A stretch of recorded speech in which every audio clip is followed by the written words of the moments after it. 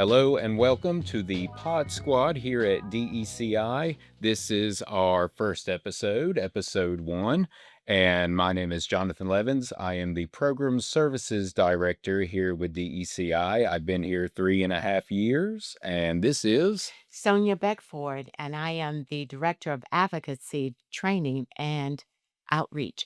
And I have been with DECI for 46 years. so you've got some experience on me. I've got a little bit. Okay. Okay. So what we're going to do today for episode 1 is we're actually going to tell you a little bit about our company, give you some information on our history, and then look at what program supports and services we are currently providing. So I want to hand it over to Sonia to go over our history. Okay. So, the Durham Exchange Club Industries is a nonprofit, community based rehabilitation program, and we are located in Durham, North Carolina. And we are a self supporting program because we have a production part of our program that allows us to work for customers, people we call vendors, that are mostly located within the Research Triangle Park, near or maybe just outside. We also do work with people, or at least nationally and internationally. And so we have many customers that we do work for that provide monies that we can use for programs for our clients. DECI was founded in 1966 by the Durham Exchange Club of Durham, and it was originally called a shelter workshop, but many years later became the Durham Exchange Club Industries. And the reason why we did that is because we are an industry. We do work for many different companies, and so we changed our names. Over the years, we have added many buildings to this location that we're at 1717 East Lawson Street. And so now we have about 311,000 square footage of space that we either rent to agencies or other companies that rent from us, or we use that space for the services we provide to the clients who come here for services.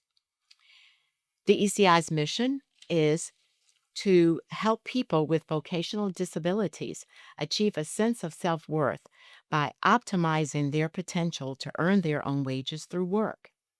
We also have a vision statement, and that statement says that DECI staff will be role models to our clients through effective communication and teamwork and positive thinking. Our quality statement says that we are dedicated to excellence with an emphasis on quality, customer satisfaction, and continuous improvement. And that stands for DECI. But we also go by something we call the real organizational chart. That here at DECI, we know that our consumers are the most important things here at DECI. If it were not for the consumers, we would not be here and have a program. Even though we know most organizational charts say the board of directors are the most important things, but they here at DECI, it is our consumers. So I am now going to turn it over to Jonathan Levins, who is going to give us a little bit more information about the programs that we actually provide to the clients. Yes, here at DECI, we provide both internal and external services. Internally, we provide vocational training and activities based towards improving and expanding upon existing independent living skills and just daily activities and community integration. We offer for funding for clients to come in here. We have a service called Innovations. We offer that in a group setting where individuals can come in here up to 5 days a week, 7.5 hours a day, and participate in either the vocational paid training task or unpaid training task. It's a good opportunity for individuals who are looking to build some more skills and more independence as they transition into more independent roles in the community, rather that either that be independent living or actually going and obtaining competitive community employment. The skills that we train here are all transferable. That is one of the key cornerstones about our program, is setting up our internal services to mirror the expectations of community employment as closely as possible. We have set start times, we have set end times, we have break times, we have lunch times. We stick to the schedules, and we practice effective communication both between the clients and the staff and vice versa. So, innovations group services are one way to come into our internal services. And we also offer a new service for individuals seeking training, and that's called long term community supports. The setup is about the same. There is a funding difference. You have to live at home with a parent, guardian, or live independently and have Medicaid, and that makes you eligible for this service. Once again, long term community supports, or LTCS, as we say for shorthand. The premise is going to be the same as with Innovations Group. You're able to come in and either participate in paid training task or unpaid training task, still with an emphasis on building that independence and expanding upon existing skills and abilities. Those are our internal programs that we have available right now. We also have our external or community programs, which is mainly going to be focused on employment. So we work closely with the Division of Employment and Independence for People with Disabilities, EIPD, or what was formerly known as Vocational Rehabilitation, VR, a little bit easier to say, to help individuals who are seeking employment in the community obtain employment and then maintain employment. So, the way that process works is we would receive a referral for an individual who's interested in working in the community.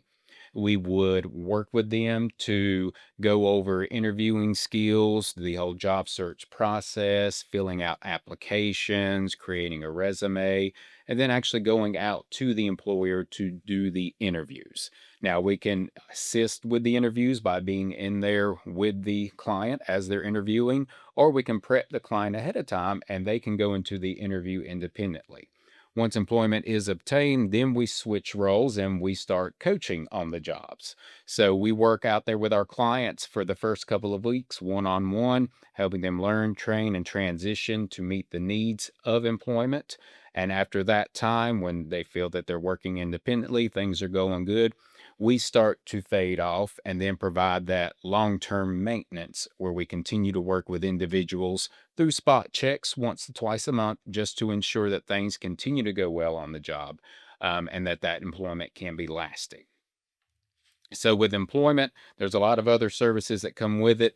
We start with evaluation services where we can work with a client to determine are they ready for employment or possibly what are some good employment ideas. Someone may come to us and not know what they want to do. So, through the evaluation process, we can start to pinpoint specific strengths and skills in certain areas and markets that that individual would be good for.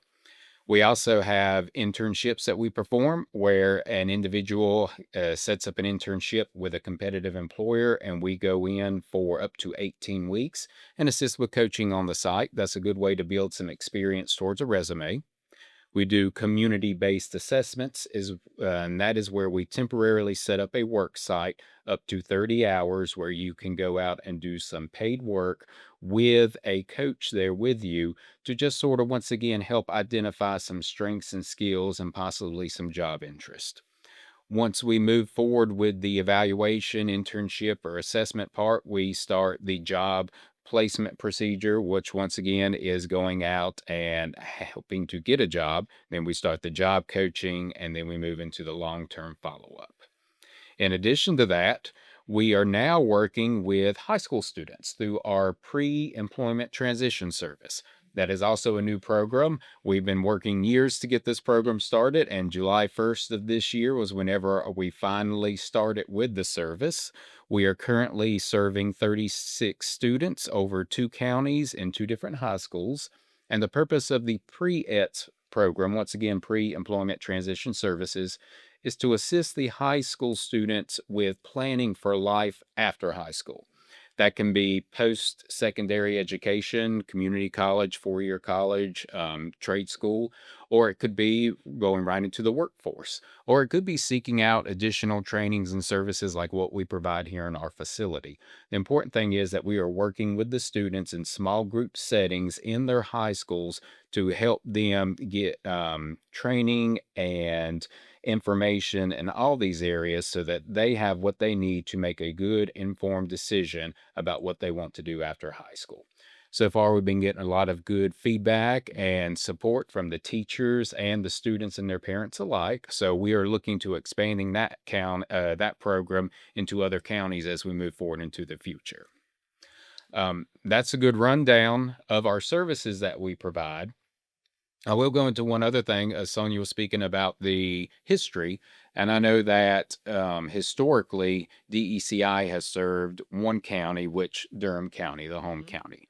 Right. Around 3 years ago, we realized that there was more need around us for our services, so we have since expanded into Wake County, Person County, and Alamance County, and have two new counties that we've identified that we look to transition to shortly. So if you're not growing, you're slowing.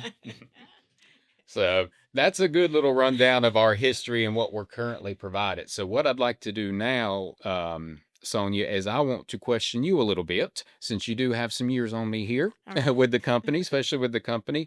I'd like to ask you currently, what do you see are the main barriers to services like ours? Well, of course, funding is always the main barrier when there's not enough funding for everyone who needs services. It's great to have Medicaid, but at this point, we don't know how long Medicaid is going to be there for folk, as well as, if for the ones who have it and then the ones who need it, if they're going to be able to get it to have services. So the state should step in and do a little bit more funding too for individuals to make sure either they don't lose services or the ones who can't get it can have services. So funding is definitely a number one barrier for individuals with services. Well, before we move on, then let's touch on what you just said about the state stepping in with funding. We do have a program that primarily has been funded by the state in the past, and Mhm. that's ADVP, Adult Day Vocational Programming. Programs. Mhm. Um, how many clients did you used to serve whenever it was at its highest? How many clients? What's the number that you used to serve Well, for both just for ADVP? ADVP. We had 2 campuses, at Driver Street and here at Lawson Street, and we served about 300 to 350 individuals who had ADVP services. And, because we used to bill for about that much for the state.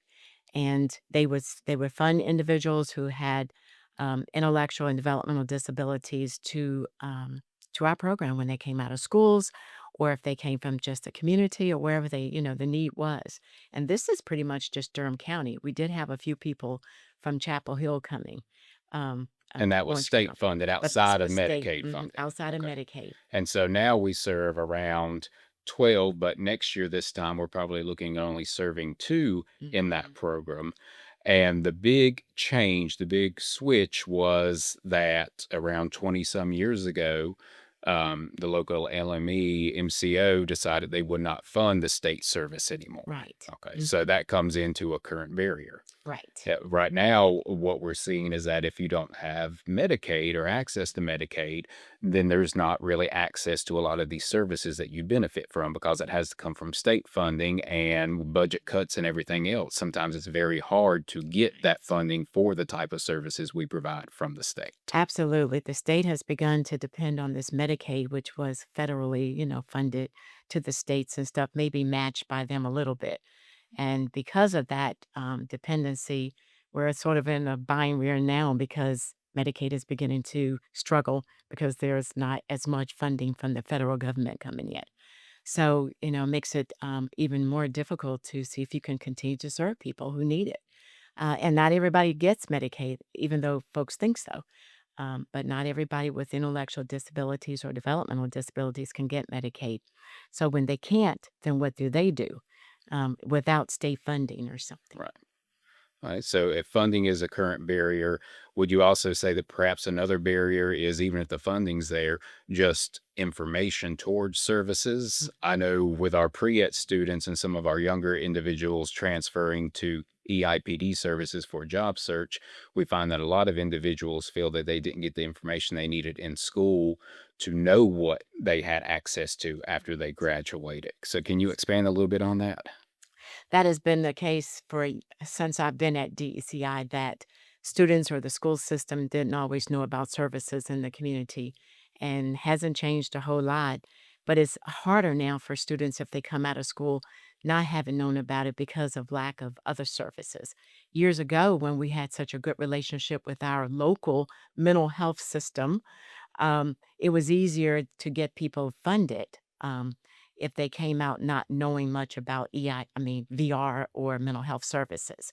So, so yes, that's another barrier. Lack of information. Then transportation is a barrier too to people. Transportation, yes. Um, you're not being able to maybe get to programs like ours.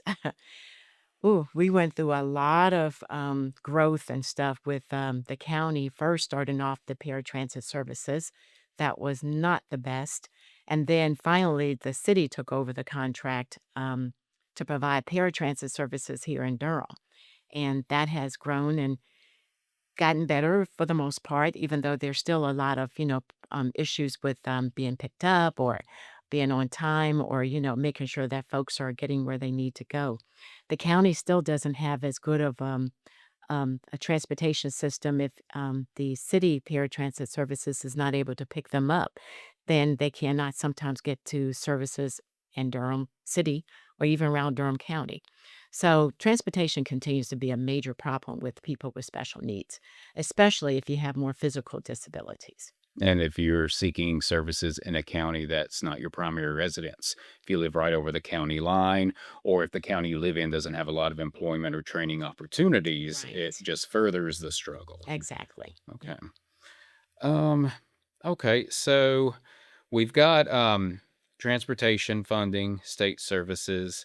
Um, what's the biggest change between what you see now in the community that we serve and maybe whenever you first started in the field?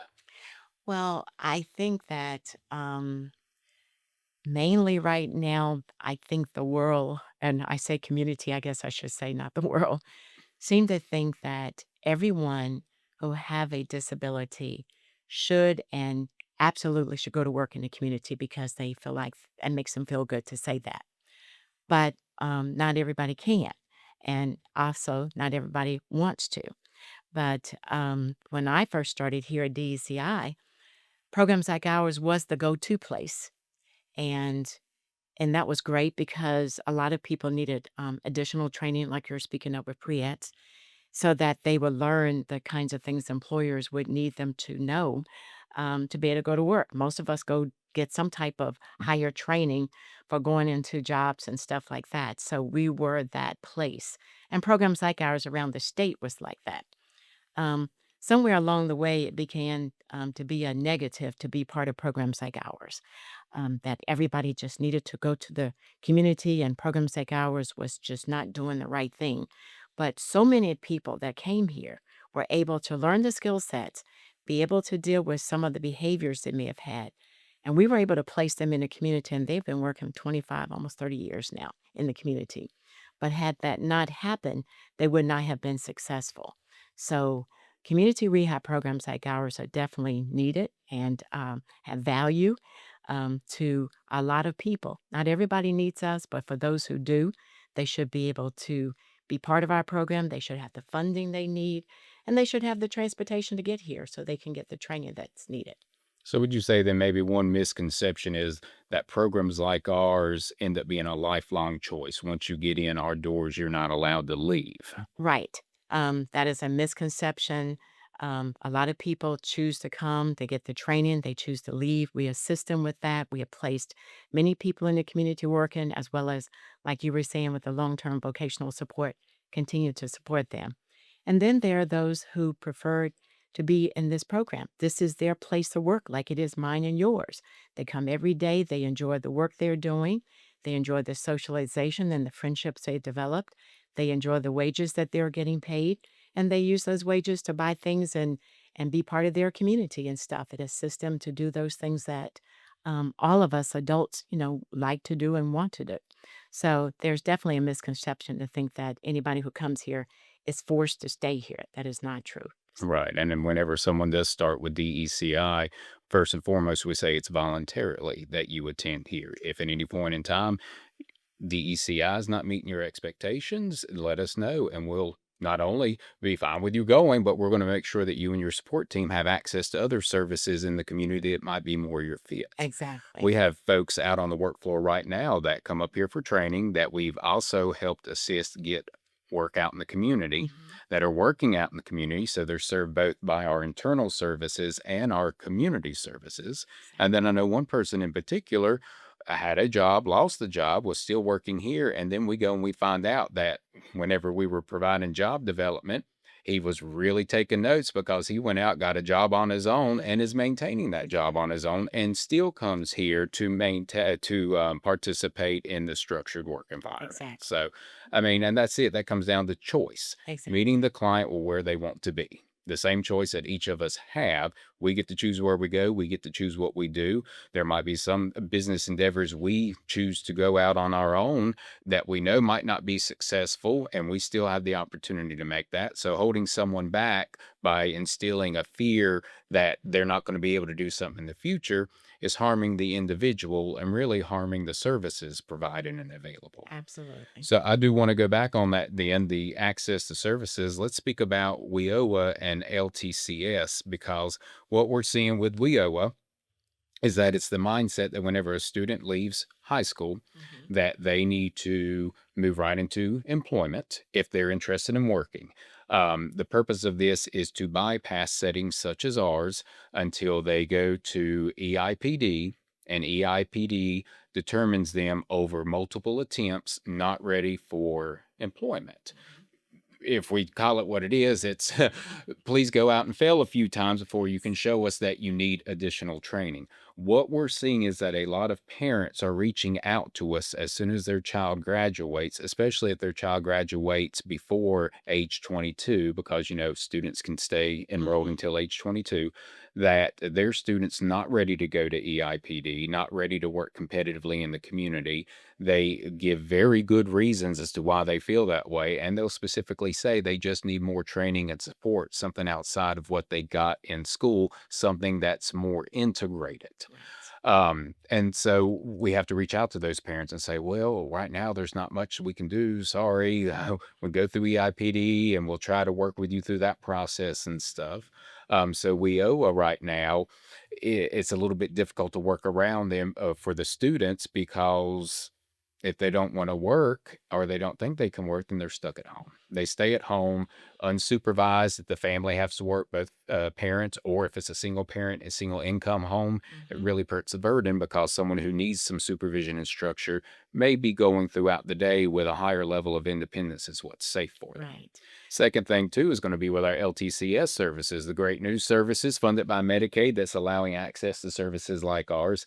The issue being that you have to be age 22 or higher, and I think that that comes from the fact that a student can stay in school until 22, Mhm. but if the student chooses to end school at age 18 or Mhm. whenever they would typically graduate, it once again puts a burden. They don't feel they can take any more from school. They're looking at other supports and services, but once again, we have another program stating, well, you've got to wait till you're this age before we start providing supports. And what we've seen primarily with that service, students who were performing well in school have a few years at home where they're not really engaged in their community or in Mhm. structure, and they come to our program and the parents are surprised because it's their behaviors and their performance is very different than what they were doing in school. And it finally comes down to, and it's determined, it's because they've been sitting at home not being able to engage in anything, not getting the socialization, not getting the training, Yes. and so it's almost starting over at square one. Absolutely. Absolutely. Years ago, there was no gap between ages like that. A kid could come out of school at the age of 18 or 22, come right into programs like ours, and funding was there for them. There was no requirement of this gap for wherever it come from. I don't know where, the people who make the rules, why they thought of this and where it came from. That makes it more difficult for that group of kids to be able to get services and stuff.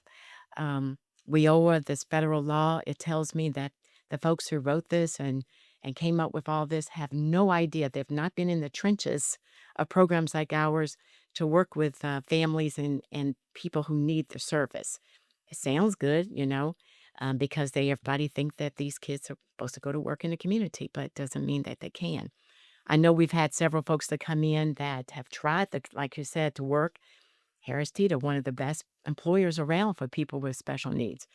But when a person needs one-on-one and they can't stay on task and do their job and their employer's looking for them and they hiding out in the bathroom or something, um, they can't stay working. So those individuals should have been part of our program first, like you said, and get the training and the structure and the redirection and all the things that they need in order for them to hopefully maybe try to go to work with the support that we provide. And on top of that, sometimes that is not going to happen. So programs like ours give people what they need. They give them work. They give them a chance not to be sitting home and eating everything they want to and playing games and and then not wanting to do anything that that even looks like employment after that. So what you're saying is there needs to be access to individualized steps needed for Yes, success. it needs to be. So there are students, I think everyone will agree, there are students that won't need our services, even if they're getting them in the school. We're providing supports and services to them Right. there to prepare them. If they get out in the community and they can obtain and maintain employment on their own, then that's a great success story for the services being provided in the school. But for those students who need something a little bit further, making them wait till age 25 or even age 22, Mhm. you're going to see a lot of regression until that Exactly. happens. And one Because thing we should probably state at this point, too, is that the views that Sonia and I are sharing are not necessarily reflective of everyone at DECI, but just given our roles and what we see and the feedback that we do get, we do try to share some of the topics and feedback, even if it's not a popular opinion. exactly. Sometimes these things do need to be discussed just to start further discussions, just like with policies and stuff that we're going over. One of the things we would love to see, I think both of us, is that whenever policies and stuff are like this made, hear more from the providers, hear more from the community. Mhm. The changes and stuff come from a committee, yes, but those changes from the committee reflect the needs of those individuals who are seeking the service, and they need to have a stronger voice in it. They really do. Which is going to bring us right now then to your role, Mm. your brand new role of the Director of Advocacy Training and Community Outreach. So, can you tell me that with your new role, what is your end goal? What would you like to see? Tell me within a year, within 2 years, Mhm. what do you want to do with your position and how is it going to affect the clients that either we are serving now or that we look to serve? Well, in past years, DECI has not been real big about tooting our own horn about what services we provided. We've just done what we did, and that's it. We didn't have to worry about it asking anybody or, getting permission or anything like that. We just took care of the clients that we needed to take care of. When I started, we had 100 clients here that were unfunded, no funding. Mr. Rice was just big about if they need services, that's what we're here for. That's what we had to work for. We're going to do it. Of course, like I said, over the years, things changed and, between maybe directors or whatever, but also work and other things. And so we have really dwindled down in terms of the numbers of the clients that we have. But now we're going to try to do a little bit more of letting the community know what we do and why we do what we do and who we do it for. Um, and toot our horns a little bit more because we, over the many years that we've been here, have provided a great service to Durham County, Durham City, as well as, like I said, Orange County. We had students coming, or kids coming from Orange County, and we've had some from Granville and stuff too. But we just need to let people know what we do. People pass this building for years, and once they find out what we do, they're like, "Wow, we never knew that you all did such and such there, or that you work with this population of people." So that would be my goal, is to make sure that I reach out into the community as much as I can, wide and deep, and just trying to make sure as many organizations know about us, even if they don't work with folks with special needs, they'll know about us. They can then refer people to us, just like I can refer people to them based on what they're doing. Um, and just make sure people know that we're here. We're not going anywhere. We're here for the people that need the service. We're a good program. We're great with placement. We have excellent staff, that are compassionate and trained and ready and willing to work with on the people who need the service.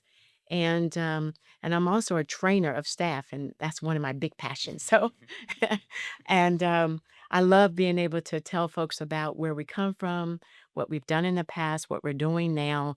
That some of the changes we've made, that pivoting that I was talking about.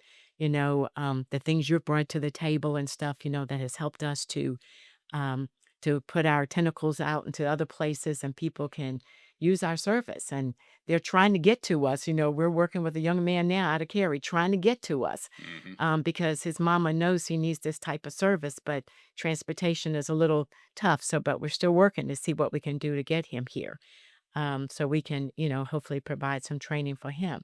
So that's my goal and my end game is to just put us out there a little bit more, let people know about us, see how we can continue to work with each other, and so that the people who need the service can get that service from us.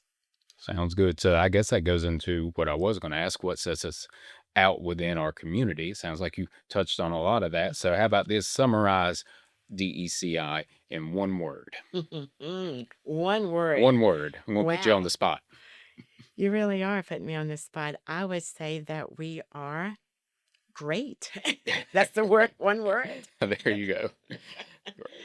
All right. So you've got someone then that reaches out to us and they're looking for services, but um, right now there's no funding, or maybe we primarily work with individuals that have IDD diagnosis. Maybe this person doesn't have an IDD diagnosis. What steps would you take then to continue working with that individual to help them get access to services, even if it's not services through us?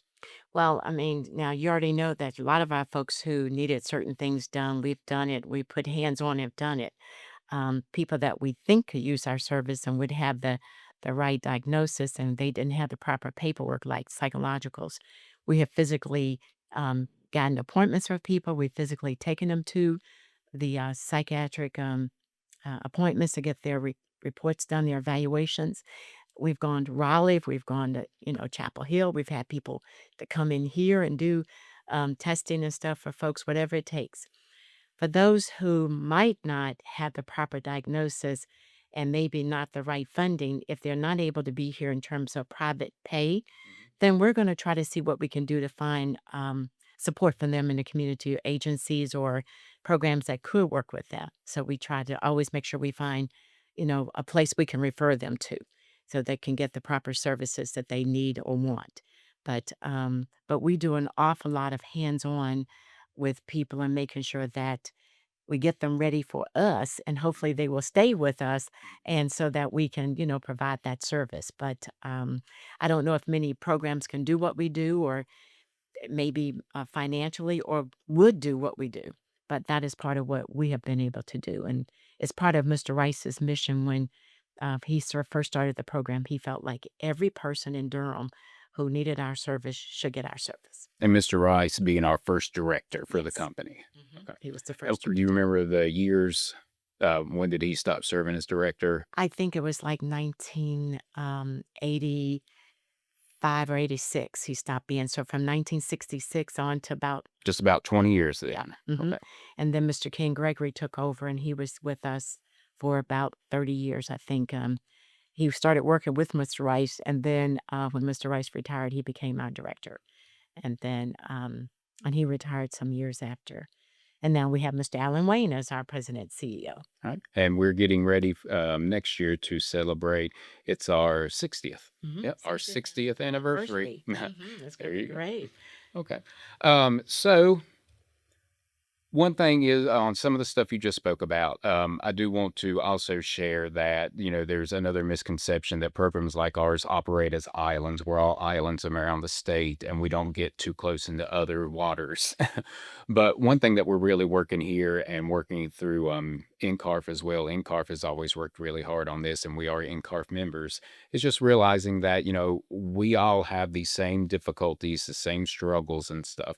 And plus, we all have different areas of expertise and we all run our programs a little bit different. Right. And just like you said, if it's someone that we feel that needs the service, they reach out for services and we can't provide, we are not going to let someone go and just say, okay, you're on your own. We are going to find other area providers. Back in our chart room right now, we have a list of every CRP community rehabilitation program that operates across the state and what Okay. counties they serve. Right. So if someone calls and they need access to services, even if it's not going to be us, we're going to do everything we can. So whenever they do get to another provider, it's going to be easy for that other provider to pick up those services. Right. So we want it's fully the client focus here. We want success for the client, Mhm. which would be a great segue right here into let's talk about a couple of client successes.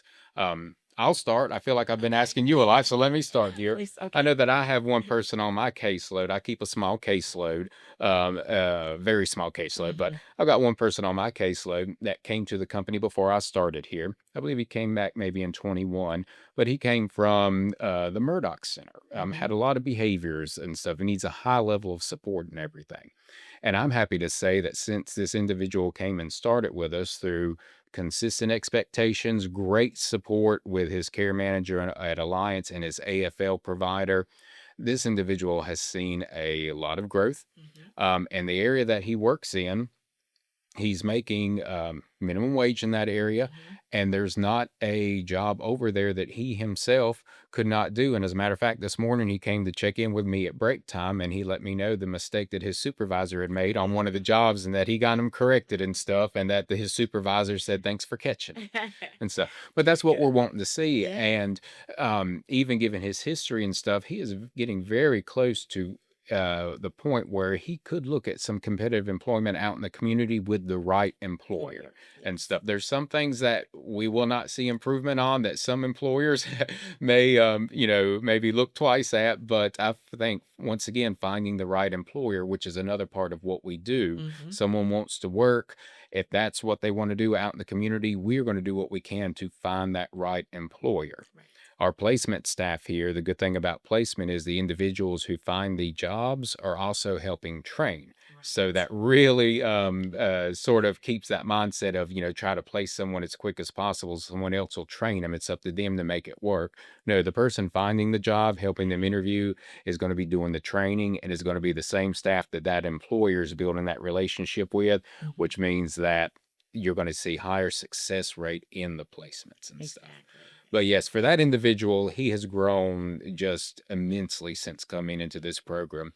And it doesn't mean it hasn't had a few bumps in it. Yeah, there's there's always, opportunity for feedback, always opportunity for improvement. And whenever we reach our goals, we look at setting new goals. Even if it's goals we thought we can never reach before, that's our purpose here is to help the individual get to that point. Absolutely. So Yeah. I'd say that's one success story I've seen in the time that I've been here. Would you share one of the success stories for a client? We have one that he started with us maybe about 15, almost 20 years ago. And at some point, he decided he would like to try to work outside. And between some of his medical situation and maybe some behaviors, didn't go maybe as quickly as he would have liked. But we heard what he had to say, and we began to look at doing that as a team. And within recent time, he was placed. He is no longer coming to the program here. He's getting long term support. He has moved to a new group home system that he's really enjoying. And he just recently got featured on our website for his work in the community and stuff. And he's doing an excellent job. So one would have never thought, maybe he would have been so successful because he did have some medical issues and stuff. But he was determined. We listened to him and we got in there with him and helped him, supported him, and made sure that, again, placement staff found the right job for him, the right employer that could work with him and make sure that he was successful. And so, yeah, he's a great success story. And one of the things with that individual is there were expectations given his needs that he had to follow while he was here, which sort of caused conflict between him and staff at times Hmm. because of what he had to do. He felt it drew attention and stuff like that. He didn't like it, stuff Hmm. like that. Yeah. And so we spoke to him about, the community. Well, if we help you find a competitive job, each employer has their own expectations and rules they have to follow. So what we can do is work with the employer to make sure that this is not going to be a requirement for you to have to do while you're on that work site and Right. stuff. And that's one thing we did. And I also with him, he was inactive with all our services for a good long bit while he was trying to work on some of the medical things he was dealing with. And we didn't say, okay, it's been 30, 60 days, we're closing you out. No, Right. we knew what was going on behind the scenes. And so to serve him best and to be able to jump right back into things, we kept him inactive, which just means documentation was inactive, but we Mhm. were communicating frequently with his support system, with him to determine where he was. This is even whenever he was already linked with EIPD services, we Mhm. ensured that he stayed on inactive status with them as well Mhm. so he wouldn't lose the spot and have to go through the whole process. So Absolutely. it took a while. It definitely took a while and it took a team and it took great communication. But you're right, it was a very good success story. And even recently, the company that he was with has undergone change, Mhm. management change, and everything. Mhm. And he was one of the staff who were able to stay there because of his work performance and his motivation in general to Right, work. and the fact that the, people who are members of that, place wanted him to be there. They liked having him, so I think they voiced that, a lot, so that makes a big difference. They really, appreciate what he does. I'll give you one more success story about a young man who came to us many years ago when we had Driver Street, and he and his mom moved from out of state. Years ago, coming from out of state meant you could come from one service to another. North Carolina was good. They had lots of service and a lot of things for people to have. Nowadays, you might want to stay in your state if you have service because you can't come to North Carolina and just jump into service like you used to. But he came and he worked in the Driver Street building over there and had a lot of issues with listening, taking directions, got upset quite a bit, but we worked with him, had those expectations, his goals and all that stuff, and he was able to be placed at Harris Teeter, maybe about it took us maybe about, 7, 8 years to get things the way it needed to be. But once that happened and he wanted to try working outside, we were able to place him at Harris Teeter, and he worked there until his health got bad, which was for about 20 years. And his mother was just blown away that we were able to work with him, get him to the point where he could sit still, listen, and follow instructions and directions and stuff, and then place him in the community. We taught him how to ride the bus, so he became independent, even though he still stayed with family members.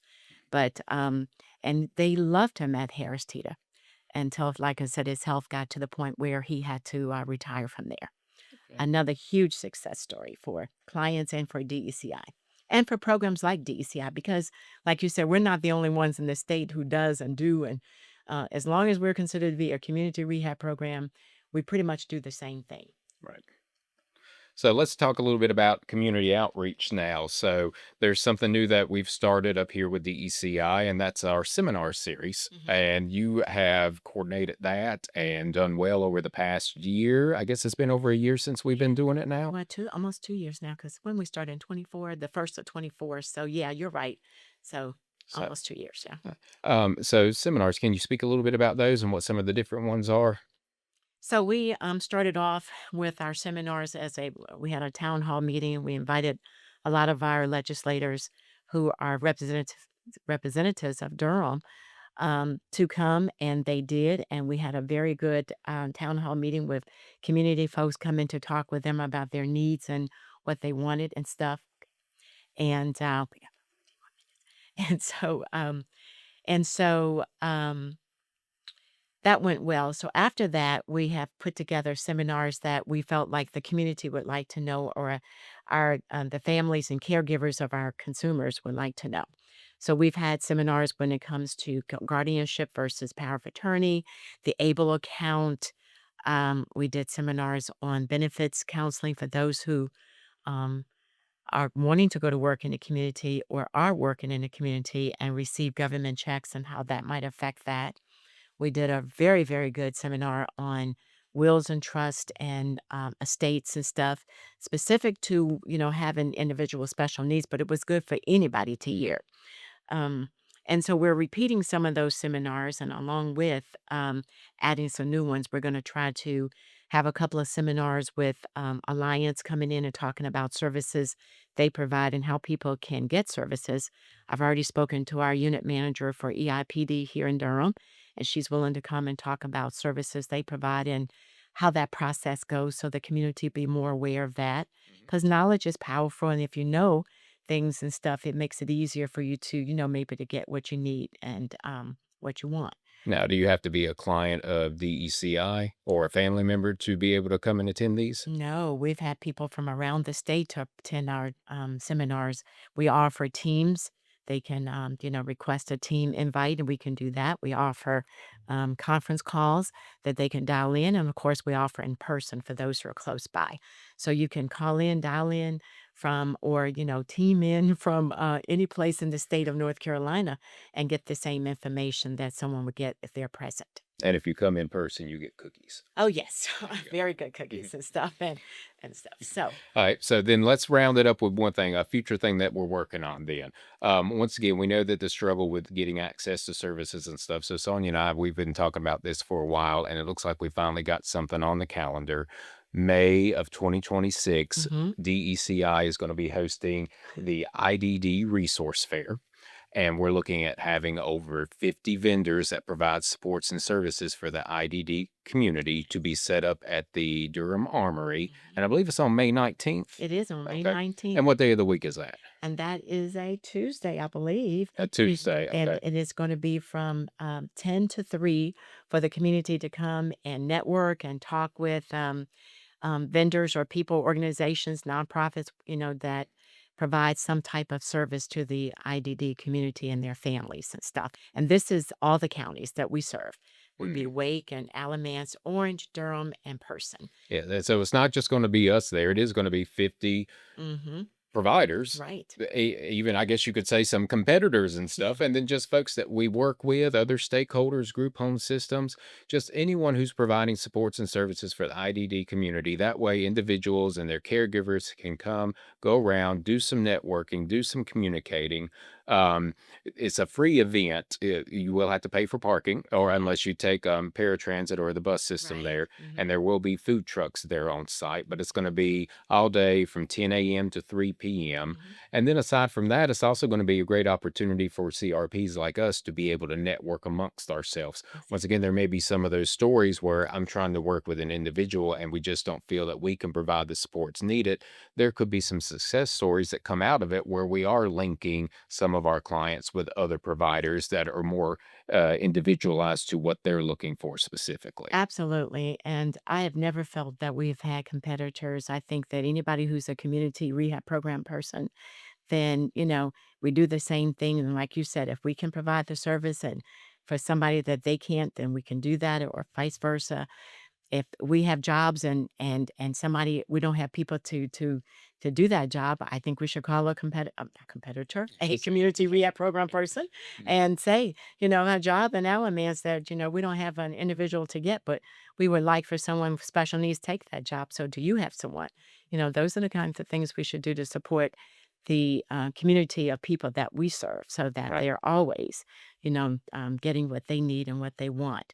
And then the other one for December is December the 9th. We have Service Source, I think it is, agency come in to do the benefits counseling again for, again, people working in the community or folks wanting to go to work and they receive government checks, whether it's SSI or SSDI, and they want to know how that might affect the monies that they're getting. So this is an excellent time to be able to talk to someone who's an expert who knows exactly how to help what that means, how many hours you should work, and things like that.